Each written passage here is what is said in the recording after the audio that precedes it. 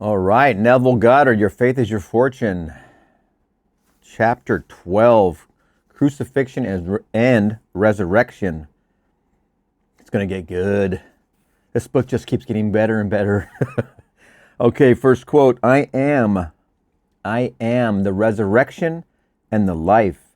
He that believeth in me, though he were dead, yet shall he live. John 11:25. Whoa, let's break that one down. Okay. Here we go. I am all that is God. I am the resurrection and the life, right here. He that believeth in me, though he were dead, yet he shall live. Yet shall he live. So these self-concepts are, this is the world, this is the world that Neville would call, the furnaces on one level, but it's also the world that where Jesus is crucified is upon us. We are the cross. We are bearing the cross in our realities, our self-concepts. And remember, when we went back to the I am, the awareness of being, that's our source. This is what we are aware of as we're waking up in the morning. We're aware here first, then we load in the reminder of who we think we are in this role, in this self-concept. Here I am single, here I am married, here I am wealthy, here I am healthy. We remember and we load in after our awareness of being is awakening. We're already awake in our awareness of being. Once you stop reminding yourself of who you are, you're still going to be I am. There's no extinguishing I am. I am is. It's an always thing. And the funny thing here is, though he were dead, that would be you and me and everyone else. Because to the I am, this is a limited being. This is a limited concept. To the I am, it's all infinity. It's everything. All creation's done. Here, we're limited. So this phrase, though he were dead, yet shall he live. So in this self-concept, you're dead to this. So in your self-concept of limitation, you're dead to this one. When you wake up here, this one's dead to you. So though he were dead, all self-concepts, yet shall he live, because it's a continuous. I am the resurrection and the life. What a great looking chapter so far.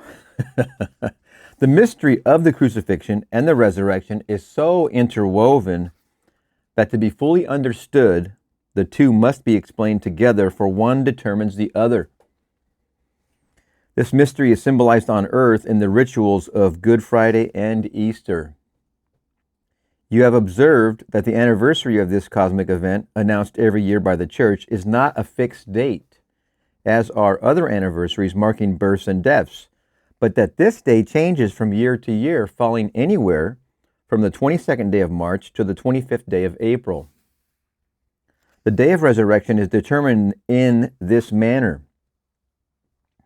The first Sunday after the full moon in Aries is celebrated as Easter. Aries begins on the 21st day of March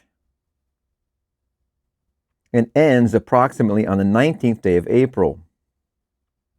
The sun's entry into Aries marks the beginning of spring. Remembering, let me review something real quick. Looking at this astrologically, let's say that we have another.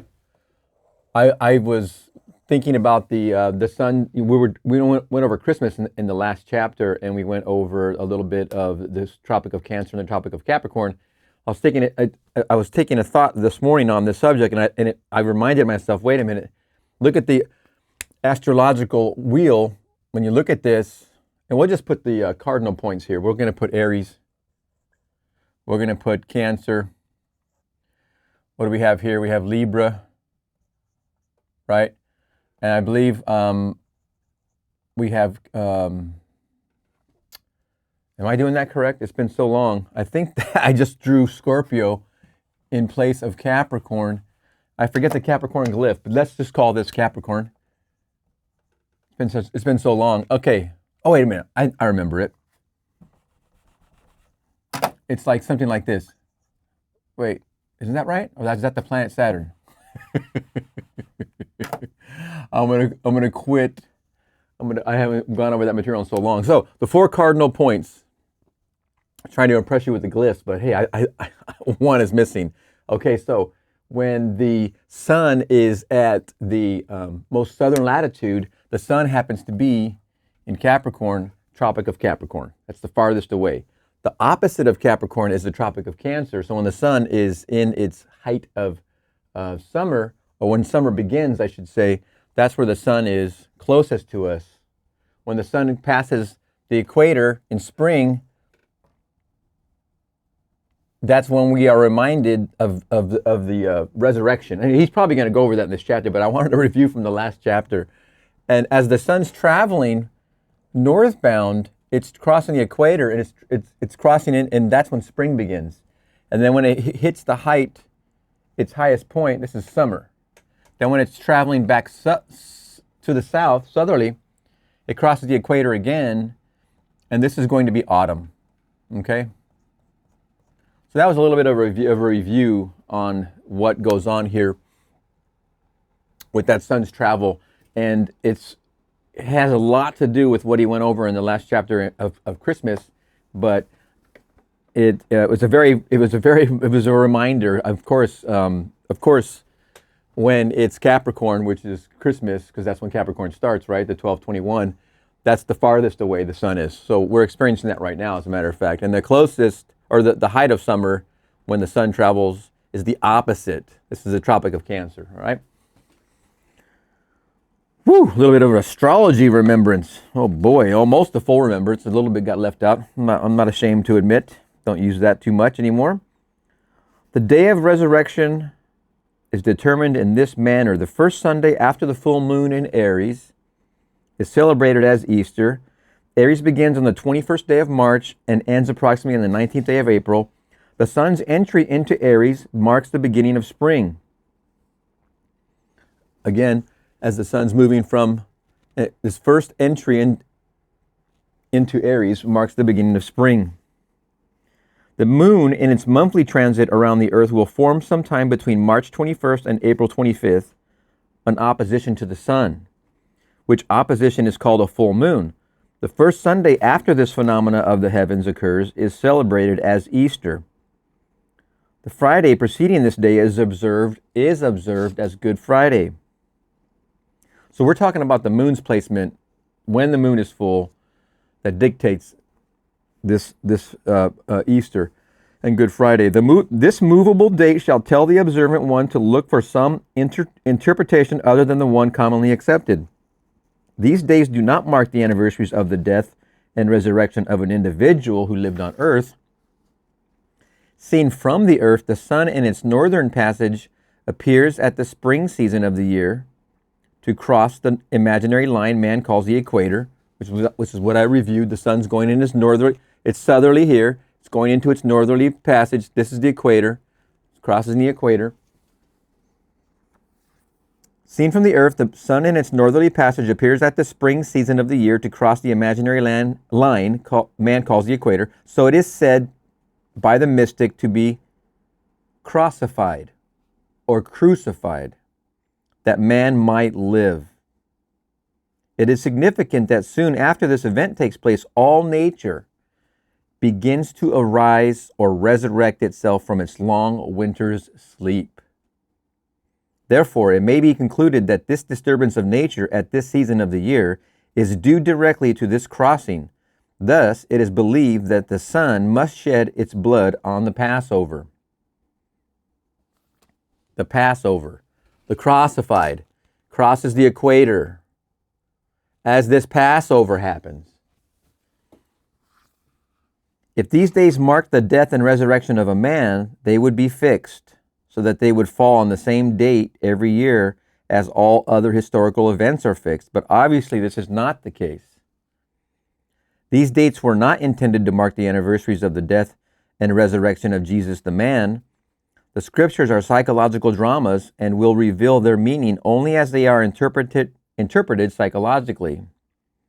These dates are adjusted to coincide with the cosmic change which occurs at this time of year, marking the death of the old year and the beginning or resurrecting of the new year or spring.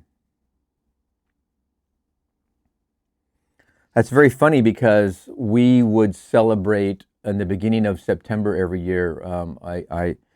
I'm from Santa Fe, and we would go and return there every year for the fiestas. And they would have what's called the burning of the Zozobra, Zozobra, the Zozobra. And that would, as I was a kid, I was like, why are they doing this? And they would say because it would relinquish all the old evils or sins of the past year and open up a new year, a new beginning.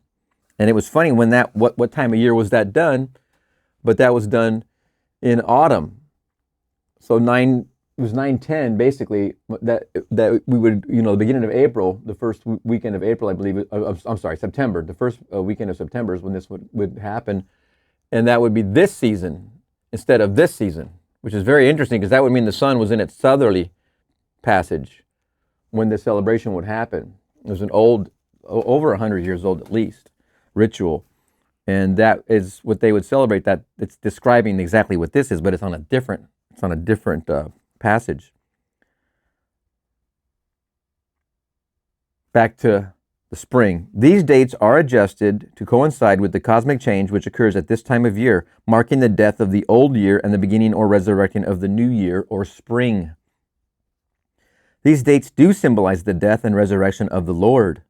But this Lord is not a man. It is your awareness of being. Your awareness of being.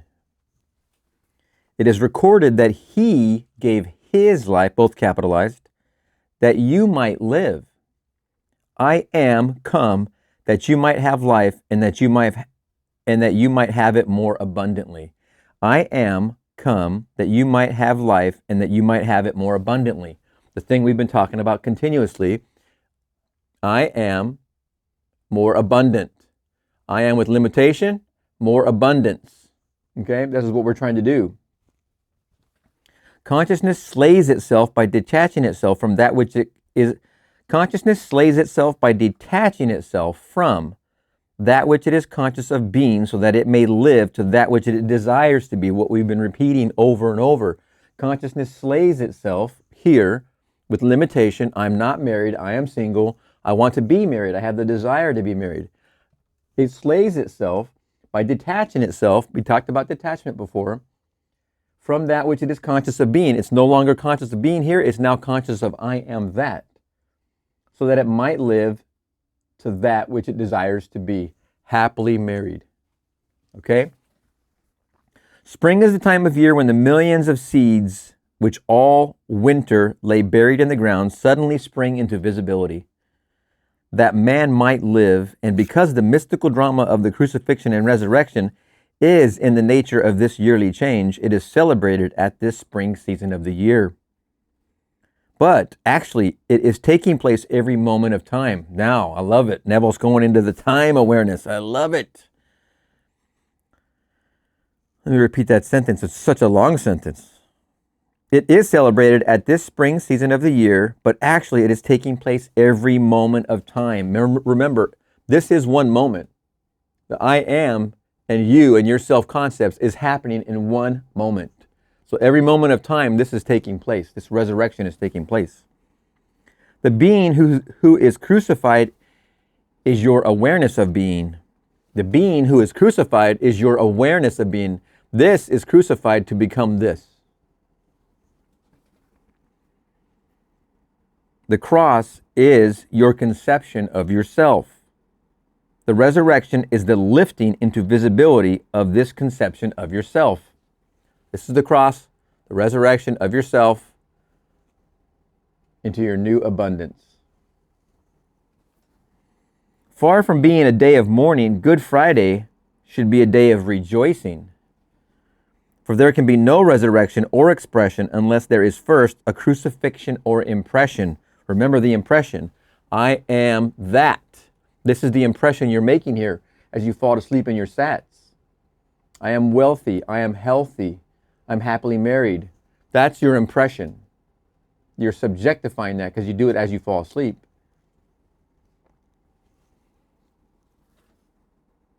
The thing to be resurrected in your case is that which you desire to be. To do this, you must feel yourself to be the thing desired. Again, feel it real. Feel yourself to be the thing desired. You must feel, I am the resurrection and the life of the desire. I am the resurrection and the life of the desire. I am the resurrection and the life of the thing I desire. I am, which is your awareness of being, I am, is the power resurrecting and making alive that which in your awareness you desire to be. Boom, I am happily married. Two shall agree on touching anything, and I shall establish it on earth. No better sentence ever. Again, back to the imagining lovingly for another. Two shall agree on touching anything, and I shall establish it on earth. The two agreeing are you, in parentheses, your awareness, the consciousness desiring. The two agreeing are you and the thing desired. The two agreeing are you and the thing desired.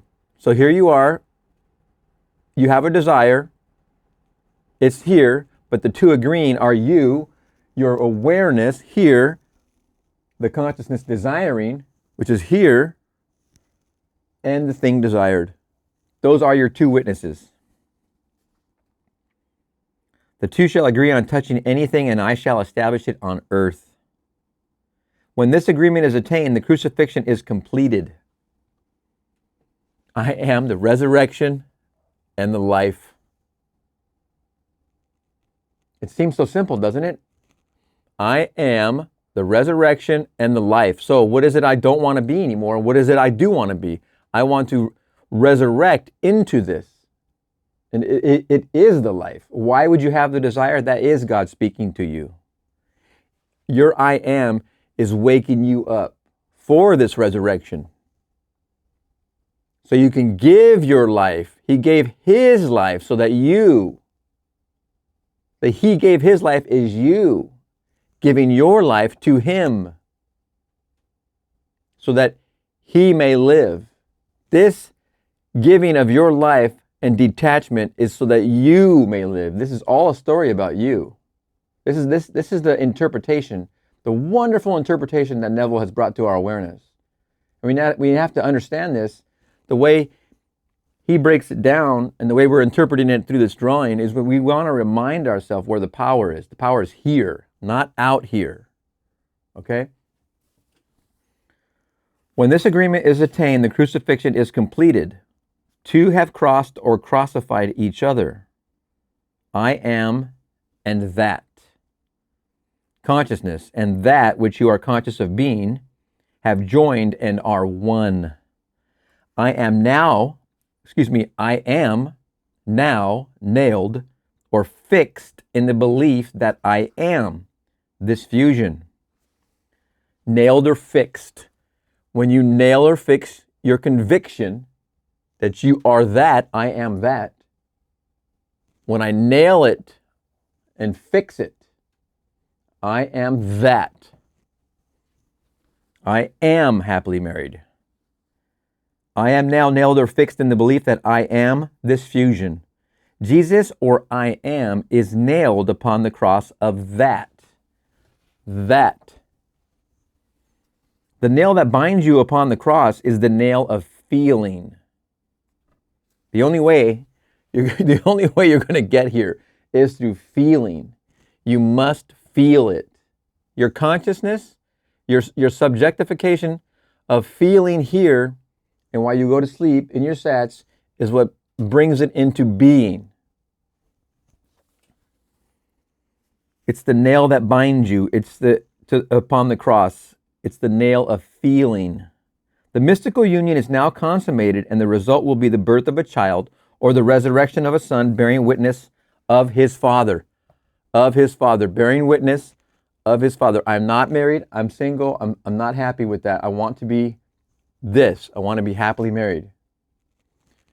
There is a resurrection of that concept. That self-concept and its limitation, desires from here. This is where the desire comes from him.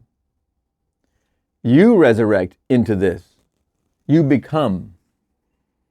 The mystical union is now consummated, and the result will be the birth of a child or the resurrection of a son bearing witness of his Father. Resurrection of the Son. Consciousness is united to that which it is conscious of being. Over and over, consciousness united. The world of expression is the child confirming this union. The world of expression, this is an expression, these are all expressions. The world of expression is the child confirming this union. The reality coming into being is confirming this union. The day you cease to be conscious of being that which you are now conscious of being, that day your child or expression shall die and return to the bosom of his Father, the faceless, formless awareness. The day you cease to be conscious of being that which you are now conscious of being, if you're now conscious of being the single, unhappy, not married, I want to be single, I want to be married, the day you cease to be conscious of being that which you are now conscious of being, which is this, that day your child or expression shall die and return to the bosom of his Father, here, the faceless, formless awareness. You give this life to your Father. And then, of course, you go here. All expressions are the results of such mystical unions. So the priests are correct when they say that true marriages are made in heaven and can only be dissolved in heaven. But let me clarify this statement by telling you that heaven is not a locality. It is a state of consciousness. The kingdom of heaven is within you. In heaven, consciousness, God is touched by that which he is aware of being. Who touched me? For I perceive virtue has gone out of me. The moment this touching, which is feeling, takes place, there is an offspring or going out of me into visibility taking place. The moment this touching takes place, there is an offspring or going out of me into visibility taking place, into reality. The day man feels, I am free, I am wealthy, I am strong, God, I am, is touched or crucified by these qualities or virtues. The day man feels, I am free, I am wealthy, I am strong, God is touched or crucified by these qualities or virtues. The results of such touching or crucifying will be seen in the birth or resurrection of the qualities felt. Boom. For man must have visible confirmation of all that he is conscious of being. Visible confirmation is it happens in your reality. Bridge of incidents open up. You're like a magnet for this. You can't escape it anymore. I am happily married. This resurrects into this. Now you meet someone and it's so magical. All of a sudden you're like, how did I not see you before? Because you changed your consciousness finally. Your awareness of being, and you resurrected here. And it's all brand new. You might as well consider it brand new. You might say, oh, I thought I knew you already, but I didn't really know you. You're already a friend of mine, but I didn't realize you were that close of a friend. I didn't realize I had it for you. You didn't. Forget about the past. It's now. Now when this resurrection happens. It's now. This is no longer of concern. Forget about it. Focus on this new now. The results of such touching or crucifying will be seen in the birth of resurrection or resurrection of the qualities felt, for man must have visible confirmation of all that he is conscious of being. Now you will know why man or manifestation is always made in the image of God. Your awareness images and out pictures all that you are aware of being. Your awareness out pictures all that you are aware of being. I am happily married. I am happily married. I am strong. I am wealthy. I am infinite. I am free. I am the Lord, and beside me there is no God. I am the Lord, and beside me there is no God. Besides me, plural, besides. I am the Lord, and besides me there is no God. I am the resurrection and the life. You shall become fixed in the belief that you are that which you desire to be. Fixed, nailed. Before you have any visible proof that you are, you will, from the deep conviction which you have felt fixed within you, know that you are. And so without waiting for the confirmation of your senses, you will cry, "It is finished. It is done." Before you have any visible proof that you are, you will, from the deep conviction which you have felt fixed within you, know that you are. And so without waiting for the confirmation of your senses, you will cry, "It is finished." Then, with a faith born of the knowledge of this changeless law, you will be as one dead and entombed. You will be still and unmoved in your conviction and confident that you will resurrect the qualities that you have fixed and are feeling within you. Wow. Oh my goodness. What a great chapter. It just redefines that whole phrase, crucifixion and resurrection now, doesn't it? Man. I love this part right here. It is finished. We're already doing this. We're already doing it all the time. Okay, let me give you an example here. I came to me when I was reading this piece. So without waiting for the confirmation of your senses, you will cry, "It is finished." Then with a faith born of the knowledge of this changeless law, you will be as one dead and entombed. You will still be unmoved in your conviction and confident that you will resurrect the qualities that you have fixed and are feeling within you. All of this right here is the simple act of ordering a pizza. When you get the hankering for a pizza, and you're like, "Oh, the pizza. Oh, what do I want on top of the pizza? Let me get the pizza with those toppings." You are here without such quality, but then you have the desire, and then you give birth. You make a phone call for that delivery, or you use your app or whatever. You order the pizza. You are here now. You're not anymore here. The desire was so strong, it compelled you in your action to do and complete the thing. After you place the order, you do not sweat it anymore. You don't even think about it. It is such a signed, sealed, delivered thing. Now you're in what's called the Sabbath, and he's going to cover this later, but now you're in the Sabbath. You know it is done, or it is finished. It's complete. You know that within time, it's going to arrive. Just like a pregnancy. Just like the pregnancy of a horse, the pregnancy of a sheep, the pregnancy of a bird, the pregnancy of man. They all have their own interval. And you know, back in the 80s with 30 minutes guaranteed, right? You know, you place the call. A good pizza takes 45 minutes. But you know, you place the call, or you did your app or whatever you did, and you know that it's coming. It's done. You don't even think about it until that one hot, steamy moment when it arrives at your door. And you bust it open, and that thing is still hot and steamy from the oven. You are in your moment of relief. Now, I know Neville's going to cover this later, but I'll throw a little commercial in here for it. That moment of relief, after even you went into the Sabbath knowing it's finished, it's done, I made the call. After that moment, when you get the pizza, you realize now you're relieved because you're about to engorge. Who can eat one piece of pizza? You're about to enjoy that manifestation because it came from a desire. Now it's a reality right in front of you. But this moment, the moment you open that box, that's relief. I'm not talking about after eating it, but even just a moment. It could be after also, but the important word here is relief. You feel relieved.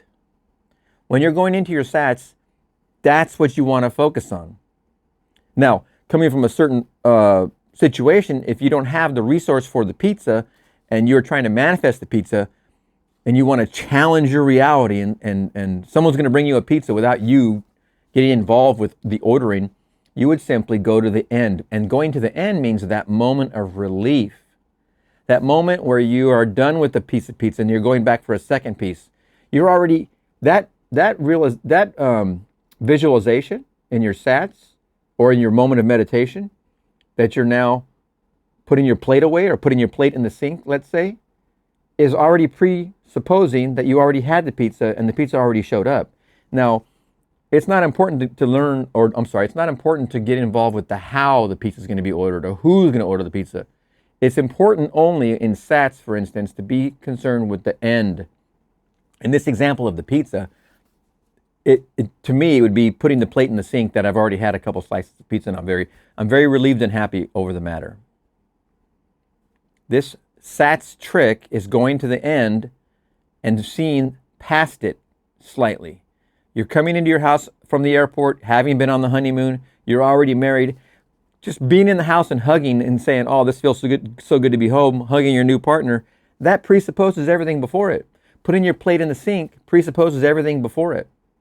So going to the end, you're also going to the end of relief. The relief's a big, important word. It's one of the words that Neville says is probably the most important of all of this concept of a manifesting. It's getting to the point where you feel relieved. Okay, wow. What a great chapter. Crucifixion and Resurrection. Does it get better than that? All right, we'll see you in the next video.